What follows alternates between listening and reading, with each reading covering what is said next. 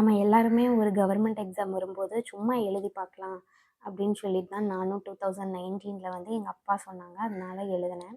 அந்த டைம் எனக்கு பெரிய அவேர்னஸ் கிடையாது. நான் வந்து பிஎஸ்சி முடிச்சுட்டு, எம்எஸ்சி முடிச்சுட்டு நம்ம வந்து ஏதாவது ஜாப் போகலாம் அப்படிங்கிற மாதிரி தான் எனக்கு இருந்தது. பட் அந்த டைம் வந்து எக்ஸாம் போய் கொடுக்கும்போது பெரிய அவேர்னஸ் இல்லை. 22லயும் எழுதினேன். அந்த டைமும் எனக்கு பெரிய அவேர்னஸ் கிடையாது. 24ல் அந்த 19லேயும் 22லேயும் இல்லாத ஒரு அவேர்னஸ் வந்து எனக்கு அப்போ கிடச்சிது. அதுக்கப்புறம் 25ல் வந்து இப்போது நான் படிச்சிட்ருக்கேன். இருந்தாலுமே எனக்கு மனசுக்குள்ளே நிறைய பயம் இருக்குது. எப்படியாவது வேலைக்கு போயிடணுங்கிற ஒரு வைராக்கியமும் வந்திருக்குது. இந்த மாதிரி நிறைய ஹவுஸ் ஒய்ஃப் வந்து உங்களோட கஷ்டங்களை உங்களோட ஃபயராக வச்சுக்கிட்டு நீங்கள் நிறைய பேர் படிப்பீங்க, எனக்கு தெரியும்.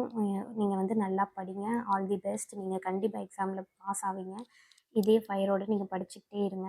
நான் வந்து லாஸ்ட் வீடியோவில் 9th ஸ்டாண்டர்டில் உள்ள தமிழ் எண்கள் வந்து இந்த வீடியோலையும் இன்க்ளூட் பண்ணியிருக்கேன். அதே மாதிரி காணிங்கிறது நம்ம மெமரி பண்ணிக்கணும். 1/80 முக்காணி. முக்காணினா வேறு ஒன்றும் இல்லை, 3 இன்ட்டு காணி தான். அப்போ அது எப்படி வரும்? 3/80ன்னு வந்துடும். மாகாணி அதாவது வீசம் அப்படிங்கிறது, இதையும் நம்ம மெமரி பண்ணிக்கணும். 1/16 அப்படிங்கிறது. அப்புறம் கால் வீசம். அப்போது இதில் கால் வீசம்னா எப்படி? 1/4 தான் கால். வீசம்ங்கிறது 1/16. அப்போ 16ஐயும் 4ஐயும் பெருக்கணும்னா 6 நாளா 24, 4 மிச்சம் 2, 1 நாள் 4, 64. இப்போ இதை 1/64ன்னு எழுதலாம். அதுதான் கால் வீசம். அரை வீசம். அப்போ 1/2. வீசம் வந்து 1/16. அப்போ இது ரெண்டையும் பெருக்கணும்னா 16 × 2 6 2 12 2 மிச்சம் 1 32. 1/32. ஓகேவா? 1/32 1/64. முக்கால் வீசம் 3/4 தான் முக்கால். வீசம்ங்கிறது 1/16.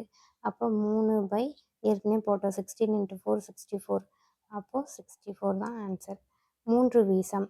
அப்போ 3 இன்ட்டு வீசம் வந்து நம்மளுக்கு என்னது? 1/16. அப்போ 3/16 தான் 3 வீசம். அவ்வளோதான், சிம்பிள்.